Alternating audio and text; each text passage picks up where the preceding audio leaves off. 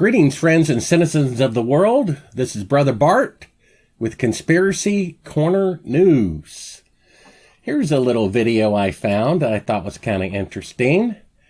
If you go to the date down here, you'll see this is from 2016. A little more than 3 years ago, coming up on 3.5 years ago. This is from NASA, so let's take a listen to what they have to say here. At the Kennedy Space Center, the Orion will be equipped with subsystems, outer layers, and a heat shield. Everything it needs to complete its first mission, which NASA has announced will be an unmanned test flight to the moon in 2018 to check its structural integrity. Okay, it's going to the moon in 2018. You just heard that. Should we play it again there? To the moon in 2018 to check. Okay, so it's going to the moon in 2018. Oops. It never went to the moon in 2018. The Orion test spacecraft has never been to the moon. It's supposed to be there in 2018. Oh, I guess that's just a tiny little bit ahead of schedule. Everyone seems to forget that Ronald Reagan here, that's him with his co-star. He was a actor in movies, often with chimpanzees. I think that was going to be his first vice president. But in any case, he was president for almost a decade, from 1981 to 1989, and he said they were going to return to the moon in his presidency. Oops, that never happened either. Then Bill Clinton, who didn't know the meaning of the word is, I guess that's probably from public schooling, he was president from 1993 to 2001, almost a decade as well, and he said they were going to return to the moon in his presidency. Oops, I guess that never happened either. Then we had George Bush Jr., whose father was smart enough to not say he was going to return to the moon in his presidency, but Bush Jr. wasn't. Here he is on 9/11 Aftermath, where everyone applauds him as a hero. Wasn't it during his watch as chief security officer for a nation that 3,000 people got killed? Shouldn't they be throwing tomatoes at him? Shouldn't he be impeached?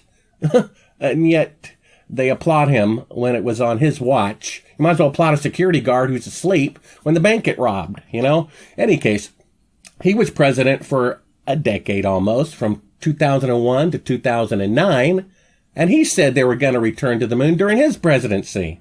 Oops, I guess that never happened either. Then we had another guy coming up here.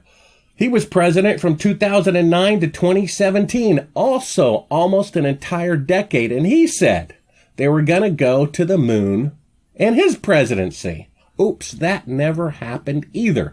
I got this picture of him as a teenager to point out they have since taken it off the internet. But I don't know if you remember, in 1976, the bicentennial of America, they had one a day for 365 days, a bicentennial minute that told you what happened on January 1st. 1776 and January 2nd, 1776, throughout the whole year. They had celebrities, politicians, athletes, gold medal winners. And for some reason, this unknown Barack Obama, somebody knew was going to be a celebrity in the future, all the way years, decades later. Why they picked him among all the people of the world who are only celebrities in bicentennial minutes, I don't know. Well, in any case, he said they're going to return to the moon during his presidency also, which also never happened. It's amazing the forgetfulness of the public. They keep saying, Ronald Reagan, we're going to return to the moon. Bill Clinton, we're going to return to the moon. George Bush Jr., we're going to return to the moon. Barack Obama, we're going to return to the moon. And none of them ever make it to the moon during their presidency, even though we're promised that's going to happen. Now, here's an interesting article here. This is from the current NASA administrator, who has to say that they cannot go to the moon today with the Apollo technology, that it actually isn't good enough to use today. Well, here's something I forgot to look up. If you give me a second here, we're going to add a little note here. B-52 images. Let's just look at this here. Okay, so the B-52 was first invented in 1947, okay? It's been in service for more than 70 years. There's still 200 of them in service because nothing works as well. You know, they allegedly spent $152 billion in today's currency. I think that's actually gone up now, $175 billion to build the Apollo rockets to go to the moon. And then when they done, they threw it all away, the blueprints and everything else, obviously to cover up the fraud, because a B-52 has been around for 70 years and they still fly missions during wars. So why would they have to rebuild the equipment to the moon? And now we have here the NASA administrator admitting that the Apollo technology, it just isn't really good enough to go to the moon today. It was good enough back then, but not today. Here's a computer from the 1960s. Take a look at this. This had 705K, less than 1 megabyte. And the computing power of all of NASA was 1/1,000,000th the capability of a modern day cell phone.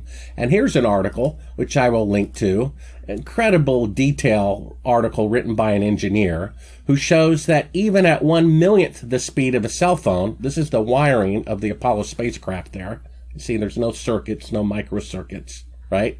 It still was not fast enough to calculate the trajectories in real time without killing the crews. And look how much detail the guy, puts into this.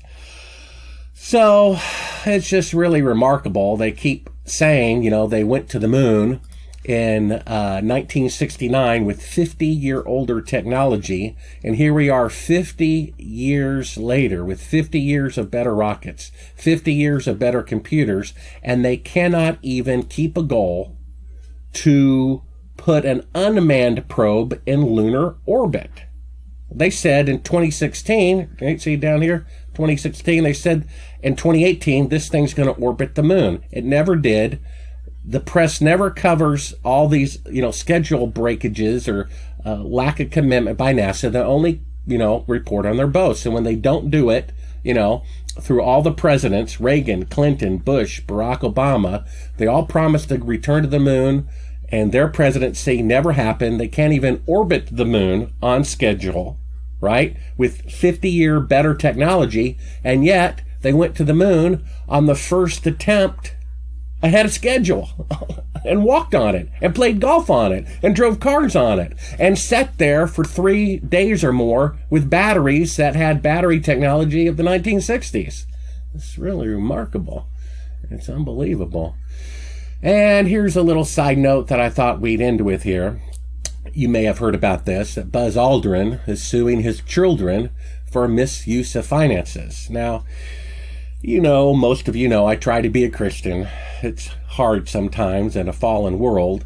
But basically, when Jesus said it's better to give than to receive, and that blessed are those who, do what is right, because blessed actually means happy. You're actually happier when you're generous rather than selfish. You're actually happier when you obey the law. Even health laws. You're happier when you don't eat unhealthy food. You're happier when you tell the truth. You're happier when you love your neighbor. You know what I mean? And this guy spent a lifetime of lying. His whole career is based on lying. Look at his face. He's not happy to the point where he sues his own children. Right? I just, what can you say? I want to add one little note before we go. Out of my 34,000 subscribers, I have 20 people who donate on a monthly basis to support this channel with YouTube now taking my ad revenue away. You can click on this button here, support my work, or in the link in the description of this video, which will also link these little URLs at the top here. And when you go to donate to Moon Man, if you so choose, just click on here, make this monthly, and type in any amount you can afford, $5 to $25, somewhere in there. If I can get enough people to do that, it'll compensate for all this time and energy I spend running this channel, and to make up for YouTube taking that money away. You're very kind. Look for these links in the description of the video, and I wish you to have a great week from Brother Bart.